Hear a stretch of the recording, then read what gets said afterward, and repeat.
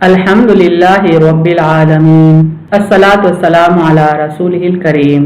अस्सलामु अलैकुम नाज़रीन इकराम। यस्सरनल कुरआन नाम की आसान तफसीर का लेसन नंबर 3.107 है, यानी तीसरे सूरे का लेसन नंबर 107 और थीम है सूरे आले इमरान आयत 161। टॉपिक्स को वर्ड इस तरह से हैं। सबसे पहले तिलावत, उसके बाद word by word and phrase by phrase translation, फिर तफसीर, आखिर में कुछ अहम नुकात, एक्नॉलेजमेंट और रेफरेंसेस। औज़ु बिल्लाहि मिनश शैतानिर रजीम, बिस्मिल्लाहिर रहमानिर रहीम। वमा काना लिनबिय्यिन अन यग़ुल वमन यग़लुल यअति बिमा ग़ल्ला यौमल क़ियामह सुम्मा तुवफ़्फ़ा कुल्लु नफ्सिन मा कसबत व हुम ला युज़लमून। वर्ड बाई वर्ड ट्रांसलेशन देखें। वमा, मीम अलिफ से इसका रूट वर्ड है, माने और नहीं, एंड नॉट। काना, काफ वाव नून से है, माने था या है के मानों में भी आता है। इज, लिनबिय्यिन, नून बा अलिफ से है, माने नबी के लिए। फॉर अ प्रॉफिट, अन अलिफ नून से है, माने के। दैट, यगुल, गैन लाम लाम से है, माने खयानत करे, ही डिफ्रॉड्स। वमन, मीम नून से है, माने और जो। एंड हु एवर, यगलुल, गैन लाम लाम से है, माने खयानत करेगा, डिफ्रॉड्स। यअति, अलिफ ताया से है, माने लाएगा। विल ब्रिंग, बिमा, बा मीम अलिफ से है, माने जो। वॉट, गल्ला, गैन लाम लाम से है, माने उसने खयानत की, ही हैड डिफ्रॉडेड। यौमा, या वाव मीम से है, माने दिन, डे। अल क़ियामती, काफ वाव मीम से है, माने क़ियामत, रिसरेक्शन। सुम्मा, सा मीम मीम से है, माने फिर। देन, तुवफ़्फ़ा वाउफा या से है, माने पूरा पाएगा, is repaid in full. Kullu, काफ लाम लाम से है, माने हर, एवरी। नफ्सिन, नून फा सीन से है, माने शख्स, सोल। मा, मीम अलिफ से है, माने जो। वॉट, कसबत, काफ सीन बा से है, माने उसने कमाया, इट अर्न। वहुम, हा मीम से है, माने और वो, एंड दे। ला, लाम अलिफ से है, माने नहीं, नॉट। युज़लमून, ज़ौ ला मीम से है, माने जुल्म ना किए जाएंगे, बी रॉन्ग्ड।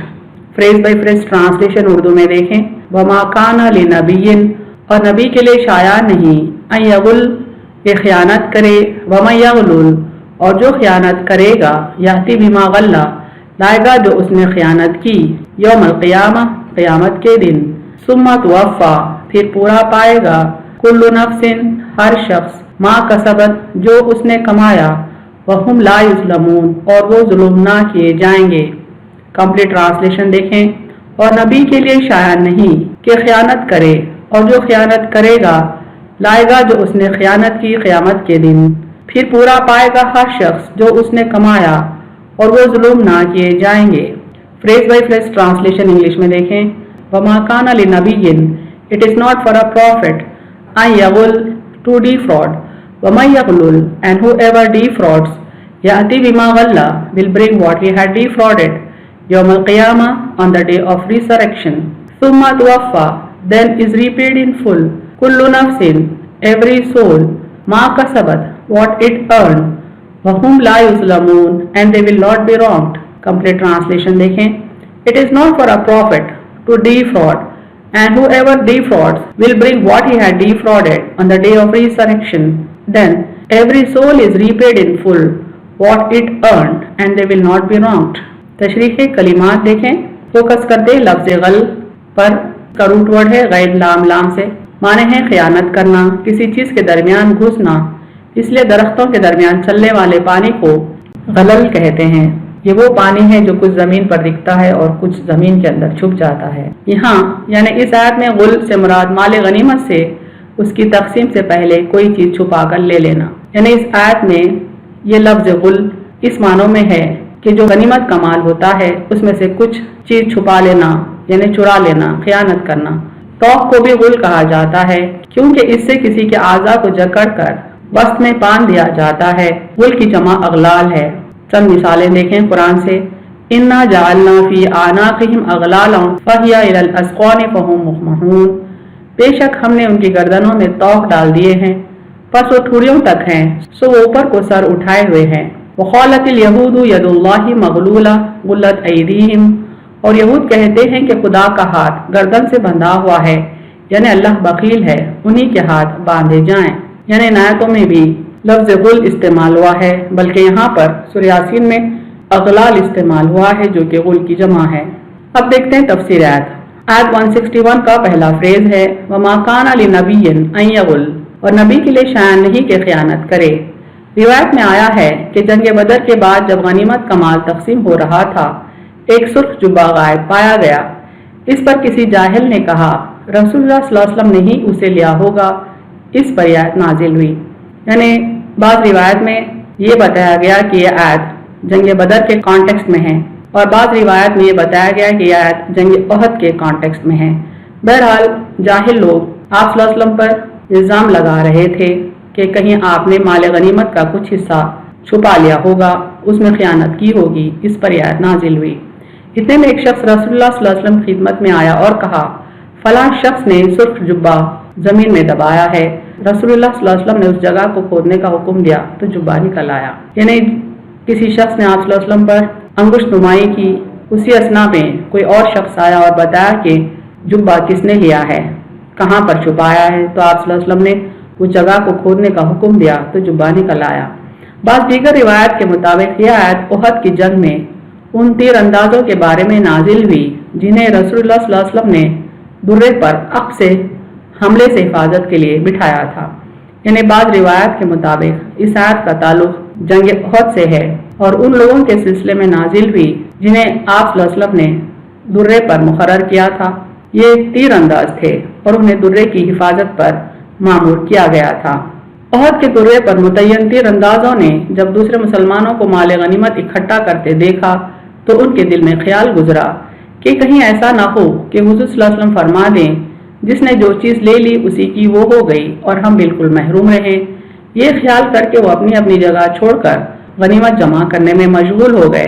یعنی جب یہ تیر انداز دیکھے کہ کفار اور مشرکین ہار رہے ہیں، میدان جنگ سے پیچھے ہٹ رہے ہیں اور کچھ مسلمان مال غنیمت لوٹنے میں مصروف ہیں، تو تیر اندازوں کو یہ خیال ہوا کہ کہیں ایسا نہ ہو کہ جنگ کے بعد آپ صلی اللہ علیہ وسلم یہ فرما دیں کہ جس شخص نے جو مال غنیمت اٹھایا وہ اسی کا ہو گیا۔ تو مال غنیمت کے لالچ میں وہ اپنی اپنی جگہ چھوڑ کر غنیمت جمع کرنے میں مشغول ہو گئے۔ آپ صلی اللہ علیہ وسلم نے بعد میں جب وجہ دریافت فرمائی تو وہ کوئی معقول جواب نہ دے سکے۔ یعنی ان کے دل میں جو شک تھا کہ دوسرے خیانت کریں گے، بلکہ یہاں تک وہ آپ صلی اللہ علیہ وسلم کو بھی خائن سمجھ رہے تھے۔ اس لیے جب آپ صلی اللہ علیہ وسلم نے جنگ کے بعد وجہ پوچھی کہ تم نے ایسا کیوں کیا تو وہ کوئی کلیئر آنسر نہیں دے پائے۔ اس وقت آپ صلی اللہ علیہ وسلم نے ان کے دل کی بات کہہ دی، کیا تم یہ خیال کرتے تھے کہ ہم خیانت کریں گے اور تمہیں کچھ نہ دیں گے؟ اور اس وقت یہ آیت نازل ہوئی۔ یعنی آپ صلی اللہ علیہ وسلم کو اللہ کی طرف سے اطلاع ہوئی کہ وہ آپ صلی اللہ علیہ وسلم پر شک کر رہے تھے، تو آپ صلی اللہ علیہ وسلم نے فرمایا کہ تم یہ خیال کرتے تھے کہ ہم خیانت کریں گے، یعنی نبی صلی اللہ علیہ وسلم خیانت کریں گے اور انہیں کچھ نہ دیں گے، تو آپ صلی اللہ علیہ وسلم کے حق میں یہ آیت اتری۔ اس آیت میں اس جرم کی قباحت اور اس کی سزا بیان کر کے اس سے باز رہنے کا حکم دیا گیا۔ یعنی اللہ تعالیٰ کو یہ بات سخت ناپسند ہوئی کہ جاہل لوگوں نے آپ صلی اللہ علیہ وسلم پر شک کیا۔ اس کے بعد کا فریز ہے وَمَن يَغْلُلْ، جو خیانت کرے گا اسے قیامت کے دن اس چیز کو پیش کرنا پڑے گا جس کی خیانت کی ہے، یہاں تک کہ اگر کسی نے کوئی خیانت کی ہے، کسی کا قرض نہیں لوٹایا یا زکوٰۃ ادا نہیں کی تو اس کے حق میں کوئی سفارش نہیں کر پائے گا۔ یعنی اللہ کا یہ قانون ہے کہ ڈیزانسٹ آدمی سے کہا جائے گا کہ جس مال کے سلسلے میں انہیں ڈیزانسٹی کی ہے، خیانت کی ہے، وہ مال کو حشر کے دن پیش کرے۔ یہاں تک کہ اگر کسی بندے نے کسی کا قرض نہیں لوٹایا یا زکوٰۃ نہیں دی تو اس کے حق میں بھی کوئی سفارش قبول نہیں کی جائے گی۔ اس سلسلے میں ایک حدیث دیکھیں، جب خیبر پر آپ صلی اللہ علیہ وسلم نے حملہ کیا تو ان دنوں ایک شخص فوت ہو گیا۔ آپ صلی اللہ علیہ وسلم کی خدمت میں نماز جنازہ پڑھانے کی عذر کی گئی، یعنی آپ صلی اللہ علیہ وسلم سے ریکویسٹ کی گئی کہ آپ صلی اللہ علیہ وسلم نماز جنازہ پڑھائیں، چونکہ اس نماز میں مرحوم کی مغفرت کی دعا یعنی سفارش ہوتی ہے۔ آپ صلی اللہ علیہ وسلم نے صحابہ کرام سے فرمایا تم میں سے کوئی اس کی نماز جنازہ پڑھا دو۔ صحابہ کرام کے چہروں کی رنگت بدل گئی تو آپ صلی اللہ علیہ وسلم نے فرمایا کہ تمہارے ساتھی نے مال غنیمت میں خیانت کی ہے، لہذا آپ صلی اللہ علیہ وسلم اس کی نماز نہیں پڑھا سکتے۔ ہم حیران رہ گئے۔ جب مال کی تلاشی لی گئی تو ہمیں اس کے سامان سے یہود کے چند مٹکے ملے جن کی قیمت 2 درہم سے بھی کم تھی۔ یعنی جس شخص نے خیانت کی تھی مال غنیمت میں، آپ صلی اللہ علیہ وسلم نے اس کی نماز جنازہ نہیں پڑھائی، کیونکہ نماز میں اس کی مغفرت کی دعا بھی کرنا ہوتی تھی، اور خائن کے لیے مغفرت کی دعا کرنے کا حق اللہ تعالیٰ نے آپ صلی اللہ علیہ وسلم کو نہیں دیا۔ اس حدیث سے معلوم ہوا کہ مال غنیمت میں معمولی سی خیانت بھی اتنا بڑا جرم ہے کہ آپ صلی اللہ علیہ وسلم رحمت للعالمین ہوتے ہوئے بھی اس شخص کی نماز جنازہ نہ پڑھا سکے۔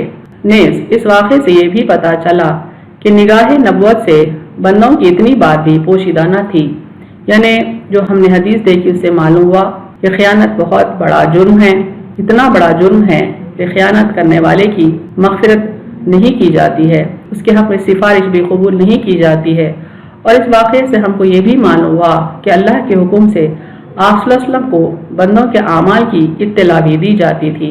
آیت کے آخری حصے میں اللہ تعالیٰ فرماتے ہیں ثم توفی کل نفس ما کسبت وہم لا یظلمون، ہر شخص کو اس کے اعمال کا پورا بدلہ دیا جائے گا، ان کے ساتھ ظلم نہ ہوگا، یعنی ان کے عمل سے کم ثواب نہیں دیا جائے گا اور نہ ان کے گناہ سے زیادہ عذاب بھی نہیں دیا جائے گا۔